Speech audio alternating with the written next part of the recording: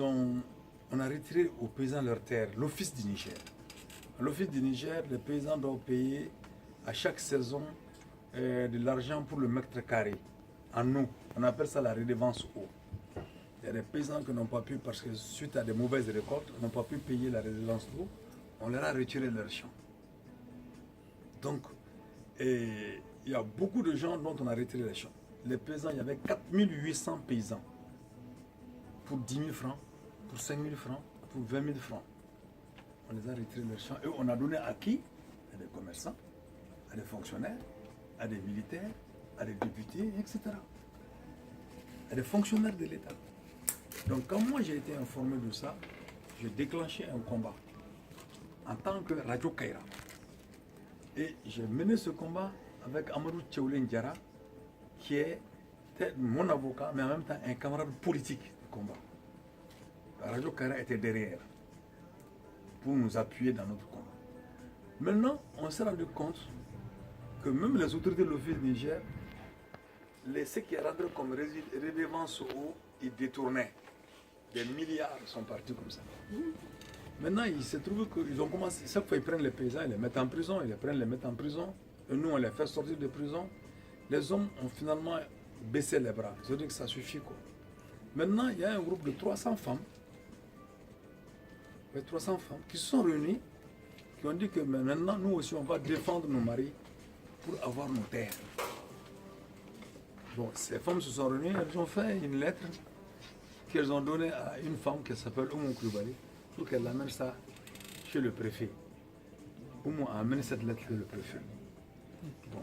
C'était écrit dans leur français. C'est en quelle année ça? C'était en Oumou dans l'Assemblée en 2007. Hein. 2007. Bon, c'était en 2000. Non, ça a commencé en 2003. On a 2003, 2004, 2005. Et c'est Pinochet qui était le Premier ministre. Iveka était le président de l'Assemblée nationale. Amadou Montrou était le président de la République. C'est fait sous les trois là. Et donc, et quand ils ont fait une lettre, si tu vois cette lettre, elle est assez marrante. Ils ont dit, nous les femmes, nous vous demandons, monsieur le préfet, de rendre nos terres sans délai. Voilà. Donc quand ils ont vu sans délai, ils ont dit, bon maintenant, donc vous venez nous donner des ordres quoi. Ils ont appelé la dame, elle est venue, ils ont amené le commandant des brigades, le commissaire de police. Tout le monde pour l'effrayer. Alors que c'est une femme, elle avait 54 ans. Elle n'avait jamais vu Markala, a plus forte raison Bamako ou Ségou. Née à Nyono, grandie à Nyono, elle est dans le champ en train toujours de travailler.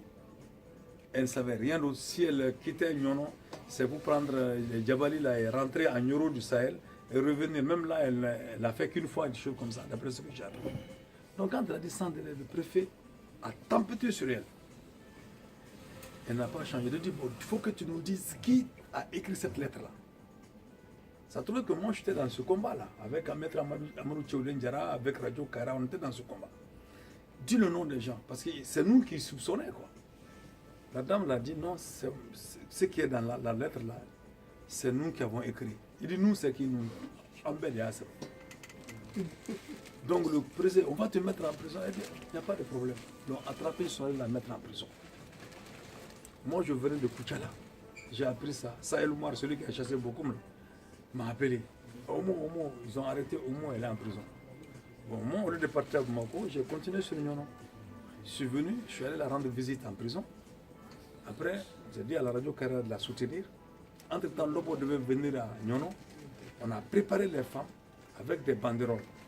Rendre le notaire, des choses comme ça. Donc, quand Lobo est venu seulement, elles ont déroulé la banderole. Et puis moi, j'étais monté aussi sur la radio pour taper dessus et vous parler de femmes, de ceci, cela, etc. Donc, finalement, ils ont rapidement sorti la femme de prison. Et quand ils l'ont sortie, ils ont dit qu'ils vont l'amener chez elle. Elle a dit non, qu'il faut l'amener à Radio Kaira. Elle allait à Radio Kaira, elle a dit, mais elle ne savait pas que ça aussi c'était la politique. Elle dit donc, dans ce cas, elle est au Sadi. Maintenant, Radio Kaira l'a amené là-bas. Maintenant, pendant les élections, on faisait les listes. Les gens de Nyono, on devait prendre 2 personnes dans le parti.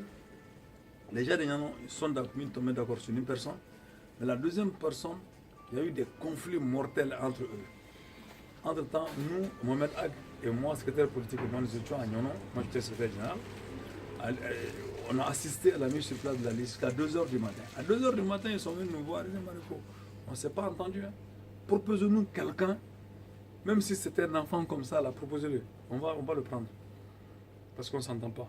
J'ai dit, ok.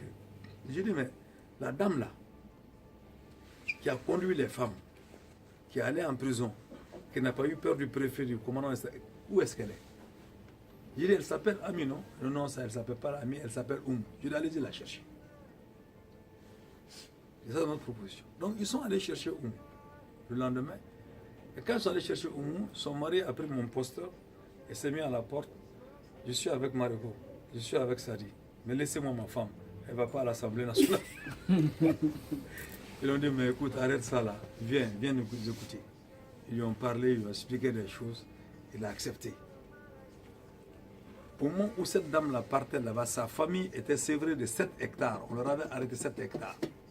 Et ces gens, pour que Oum prépare à la maison, elle mettait de l'eau dans la marmite, elle va chez les autres, elle va aller les aider comment on appelle ça, à décortiquer leur riz, et on la paye en nature, elle vient avec ça, elle vient préparer ça. C'est dans cette eau-là. Donc elle n'avait pratiquement rien pour faire financer une campagne. C'est le parti tout entier qui s'est mis ensemble pour le soutenir. Donc c'est comme ça qu'elle est rentrée à l'Assemblée nationale comme première paysanne femme rentrée à l'Assemblée nationale de la République du Mali. Ça c'est du salut. Que les paysans rentrent à l'Assemblée nationale, c'était la 2e fois avec nous. Et c'est la 3e fois avec Bafremé Sangaré qui est venu sur la même liste que nous. C'est pour vous dire encore une fois, nous on n'a pas de complexe d'école. Soundiata Keïta n'est pas venu à la Sorbonne. Soundiata Keïta n'est pas allé à Hawa. Il n'a pas fait Oxford. Mais il nous a donné un pays 2 fois plus grand que la France, ceux qui sont allés nous coloniser. Donc, faut vous dire que, en fait, allez-y à la recherche de la connaissance dans toutes les langues possibles. Mais ne vous donnez pas le complexe de ceux qui vous ont colonisé. Ça, c'est extrêmement important.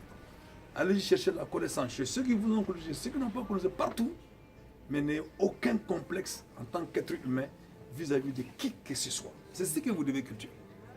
Respect, humilité, mais pas de complexe d'infériorité, pas non plus de complexe de supériorité. Vous êtes homme, on est homme, c'est les droits. Donc c'est comme ça. Ah ouais, c'est comme ça que la dame elle est devenue députée. Mais malheureusement, elle nous a lâché.